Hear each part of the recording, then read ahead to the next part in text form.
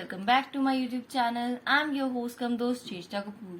Friends, आज इस video में हम कवर करेंगे माइक्रो इकोनॉमिक्स क्लास 11th का चैप्टर जिसका नाम है थ्योरी ऑफ सप्लाई। इससे पहले मैं ऑलरेडी अपने चैनल पर इसके 2 पार्ट्स अपलोड कर चुकी हूँ, तो अगर आपने वो वीडियोज अभी तक नहीं देखी हैं तो आप मेरे चैनल पर जाकर देख सकते हैं। अदरवाइज डिस्क्रिप्शन बॉक्स में लिंक गिवन है, आप वहां से जाकर भी देख सकते हैं।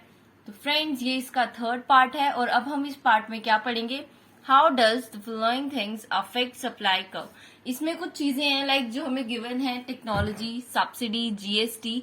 तो हम ये देखेंगे कि वो किस तरह से सप्लाई कर्व पे इफेक्ट डालती हैं, डायग्राम में किस तरह से सप्लाई कर्व में चेंज होता है, यानी कि वो आगे जाएगा या पीछे जाएगा according to change in technology, GST और सब्सिडी एटसेट्रा। तो सबसे पहले है technology. Better technology leads to a fall in the cost of production. अब अगर आपकी टेक्नोलॉजी बढ़िया हो जाएगी, यानी कि जो हम पहले बना रहे थे अब हमारी टेक्नोलॉजी उससे भी अच्छी हो गई, तो हमारा खर्चा कम हो जाएगा। टेक्नोलॉजी अच्छी है यानी कि वो ज्यादा सामान बना रही है, उतने ही पैसे में ज्यादा सामान बन रहा है, यानी कि ज्यादा सामान बनाने के लिए खर्चा हमारा अब कम लग रहा है। तो accordingly producers are willing to supply more at existing price. अब मान लो आपको एक चीज, मतलब कि आपको बहुत सारी चीजें कम दाम में आप बना पा रहे हो, तो आप कोशिश करोगे उनको ज्यादा से ज्यादा हम बेच दे ताकि जो हमारा प्रॉफिट है वो भी ज्यादा से ज्यादा हो सके। तो फ्रेंड्स, इस केस में जो हमारा सप्लाई कर्व है वो आगे की तरफ शिफ्ट हो जाएगा।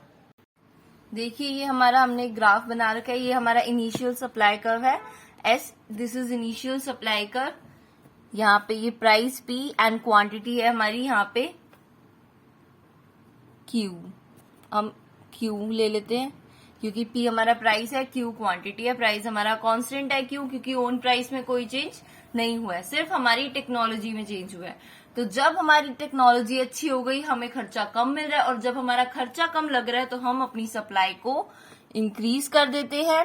इसीलिए जो हमारा सप्लाई कर्व है वो आगे की तरफ यहाँ पे शिफ्ट हो गया। और अब हमारी जो क्वांटिटी है वो कितनी हो गई, यहाँ पे Q1। ये हमारी क्वांटिटी हो गई Q1, और जो हमारा सप्लाई कर्व था वो S से शिफ्ट होके कहाँ पहुंच गया, ये हमारा S1 जो है ये हमारा न्यू सप्लाई कर्व है। कैसे? जब हमारी इंप्रूवमेंट हुआ टेक्नोलॉजी में। नेक्स्ट आता है इनपुट प्राइस, यानी कि जो हम प्राइस लगाते हैं जो इनपुट्स का प्राइस है, यानी कि जो फैक्टर ऑफ प्रोडक्शन उनका प्राइस है, वो कैसे अफेक्ट करता है हमारे सप्लाई कर्व को। तो देखिए, यहाँ पे सिंपल सा एक लिखा हुआ है कि जब हमारा प्राइसेस हाई जाएंगे, मैंने एग्जाम्पल दिया था लास्ट पार्ट में भी जब डिटर्मिनेंट्स पढ़े थे हमने, कि जब हमारे प्राइसेस हाई जाएंगे, मान लीजिए आप चिप्स बना रहे हैं, चिप्स बनाते हैं और पोटैटोज महंगे हो गए, तो आपको खर्चा ज्यादा लगेगा। अब आप जो कॉस्ट ऑफ प्रोडक्शन, पहले जितने आलू खरीद के जितने चिप्स बनाते थे, अब आपको पैसे तो उतने ही लगाने पड़ेंगे पर आलू तो कम आएंगे, चिप्स भी कम बनेंगे। अगर चिप्स कम बनेंगे तो सप्लाई भी कम होएगी। तो अगर प्राइस फैक्टर्स का प्राइस, इनपुट प्राइस हाई जाएगा तो प्रोडक्शन का प्राइस भी हाई जाएगा, और जब हमारी कॉस्ट ज्यादा लगती है तो हम सप्लाई को कम कर देते हैं। सिमिलरली जब हमारा प्राइस डाउन हो जाए, अब पोटैटो सस्ते हो गए, बहुत सस्ते हो गए, तो आप उतने ही पैसों में जितने में आप पहले खरीदते थे, अब आप उतने ही पैसों में ज्यादा आलू खरीद पाओगे। अब अगर आप ज्यादा आलू खरीद रहे हो उतने ही पैसों में, यानी कि आप चिप्स भी ज्यादा बना रहे हो, तो कॉस्ट तो कम लग रही है, चिप्स बहुत ज्यादा बन रहे हैं, तो चिप्स ज्यादा बन रहे हैं तो आप सप्लाई भी इंक्रीज कर दोगे। तो फ्रेंड्स, अब ये इसको हम ग्राफिकली देखें अगर, तो देखिए ये हमारा initial supply curve S, price P, quantity Q। और जब हमारा जो इनपुट प्राइस है इंक्रीज हो गया, यानी कि पोटैटोज महंगे हो गए, अब पोटैटोज महंगे हो गए यानी कि हमारी कॉस्ट है वो भी ज्यादा लगेगी, और जब कॉस्ट ज्यादा लगेगी तो सप्लाई को कम कर देंगे, और सप्लाई को कम करेंगे तो ये शिफ्ट कर जाएगा बैकवर्ड। देखिए A से C की तरफ ये शिफ्ट हो गया, ये S2 हमारा सप्लाई कर्व हो गया, और यहाँ पे प्राइस तो P है, क्वांटिटी हो गई Q2। सिमिलरली जब डिक्रीज होगा इनपुट प्राइस, यानी कि पोटैटोज सस्ते हो गए, तो आपकी कॉस्ट कम लगेगी, आप कम पैसों में ज्यादा चिप्स बनाओगे, और आप कम पैसों में अगर ज्यादा सामान बना रहे हो तो आप बेचोगे भी ज्यादा, तो सप्लाई इंक्रीज करेगी, सप्लाई शिफ्ट कर देगा। जो हमारा सप्लाई कर्व है वो आगे की तरफ शिफ्ट हो जाएगा, A से B की तरफ ये शिफ्ट हो गया, और ये हमारा S1 जो है अब सप्लाई कर्व बन गया, price P and quantity Q1। Next है जीएसटी एंड सब्सिडी। तो ये कैसे इफेक्ट डालते हैं हमारे सप्लाई कर्व पे? सिंपल सी बात है, जीएसटी होता है टैक्स अगर हमारे ऊपर सरकार टैक्स बढ़ा देगी, अगर टैक्स बढ़ा दिया तो यानी कि अब हमें पैसे ज्यादा देने पड़ेंगे।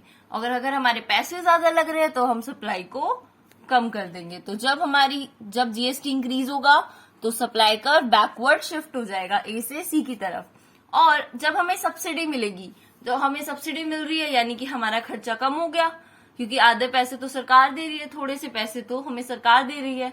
तो सब्सिडी मिलने के बाद खर्चा कम हो गया, और खर्चा कम होते ही हम अपनी सप्लाई को इंक्रीज कर देते हैं। तो इसीलिए जो हमारा सप्लाई कर्व है वो ए से बी की तरफ शिफ्ट हो जाएगा। I hope this topic is clear. तो अब हम चलते हैं प्राइस इलास्टिसिटी ऑफ सप्लाई की तरफ। So what is elasticity? हम डिमांड में जो हमने टर्म 1 में देखा था, हम उसमें पढ़ चुके हैं। उसमें हमने पढ़ा था प्राइस इलास्टिसिटी ऑफ डिमांड। मैंने वहां भी बताया था इलास्टिसिटी का मतलब क्या होता है। It is a relationship between cause and effect, जहां पे कोज नीचे आता है और इफेक्ट ऊपर। And what is the meaning of elasticity of supply? It is the ratio between percentage of change in quantity supplied and percentage change in price of the commodity। यानी कि ये रेशियो है किन चीज का, क्वांटिटी सप्लाई में जितना change हुआ और प्राइस में कितना चेंज हुआ। तो यहाँ पे भी कॉज और इफेक्ट आ रहा है। देखिए, परसेंटेज चेंज इन प्राइस में हमने चेंज किया क्योंकि हम सप्लाई कर रहे हैं तो हमने प्राइस में चेंज किया, दैट्स अ कॉज।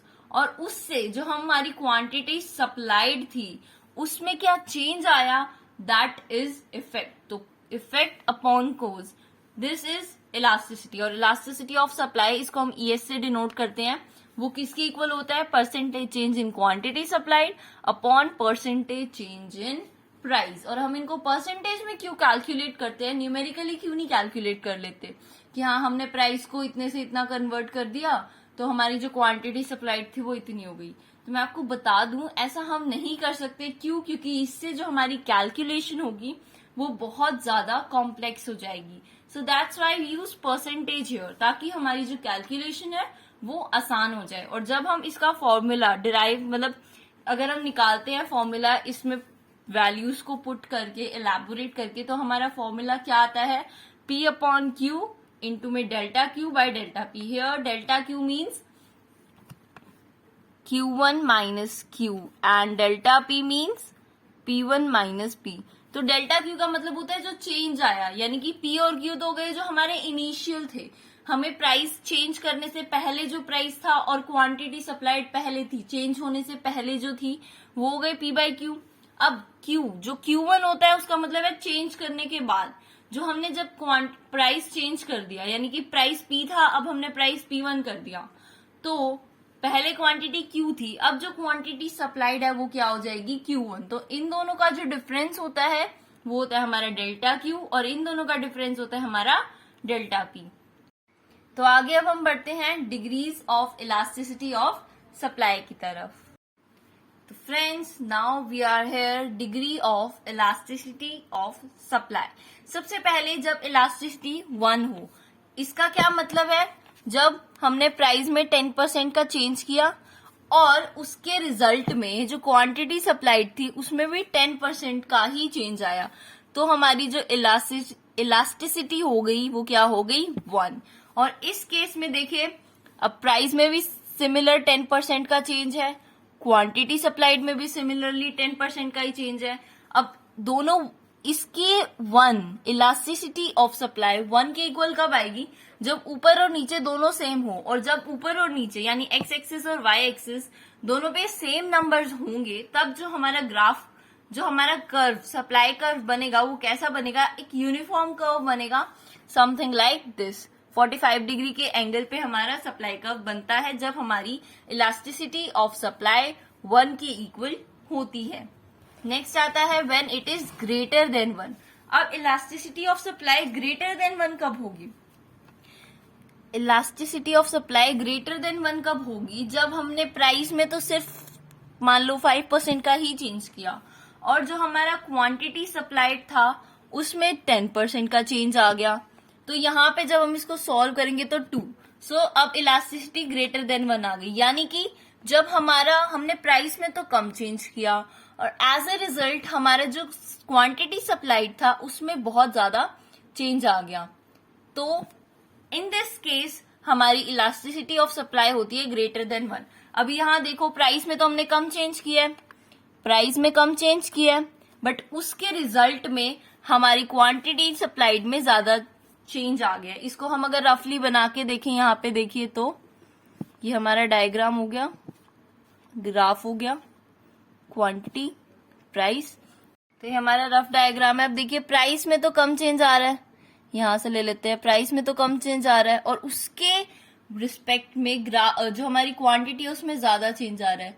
अब यहाँ देखिए ये हमारा एक था, अब प्राइस में कम चेंज किया पर क्वांटिटी में ज्यादा चेंज हो गया, फिर प्राइस में कम चेंज हुआ, फिर क्वांटिटी में ज्यादा चेंज हो गया। तो हमारा ग्राफ कुछ ऐसा बनेगा। I hope this is clear.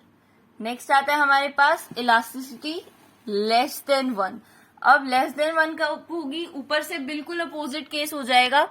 जब हमने प्राइस में तो चेंज कर दिया 10%, ज्यादा चेंज कर दिया, लेकिन उसके रिजल्ट में जो क्वांटिटी सप्लाइड थी उसमें सिर्फ 5% का ही चेंज हुआ है। तो इस केस में हमारा जो आंसर आएगा वो क्या आएगा, 0.5, या आप इसको 1/2 भी ले लो। So here it is less than 1। अब ये कम है तो ये कुछ इस तरह का बनता है। कैसे, हम इसको देखते हैं रफली डायग्राम के थ्रू। X axis origin, Y axis here Q X, here P X. मैं ये हर डायग्राम में इसीलिए बना के दिखाती हूँ क्योंकि ये बहुत इंपॉर्टेंट है। अगर आप इनको प्लॉट नहीं करोगे तो आपके मार्क्स कट जाएंगे, चाहे आपने कर्व सही बनाया हो, बट आपको इन्हें भी प्लॉट करना जरूरी है। अब हम देखते हैं। अब देखिए यहाँ पे एक बार तो प्राइस और क्वांटिटी है। अब प्राइस में तो ज्यादा चेंज किया है, प्राइस में हमने मान लो इतना चेंज कर दिया, और क्वांटिटी सप्लाइड में कम चेंज करना है। तो क्वांटिटी सप्लाइड में हमने देखो यहाँ पे कम चेंज किया है, कम थोड़ा सा डिस्टेंस अगर आप देखोगे तो यहाँ हमने डिस्टेंस ज्यादा लिया, यहाँ डिस्टेंस कम लिया है। और अगर हम आगे बनाएंगे तो देखिए यहाँ पे फिर से प्राइस में ज्यादा चेंज है, क्वांटिटी सप्लाइड में फिर से कम है। और अगर हम इसको ग्राफ इनको जोड़ देंगे पॉइंट्स को तो ये कुछ ऐसा बन। I hope all these things are clear to you all.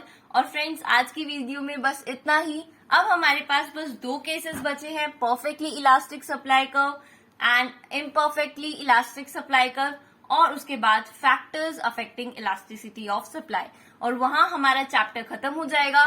तो ये सब हम पढ़ेंगे नेक्स्ट वीडियो में।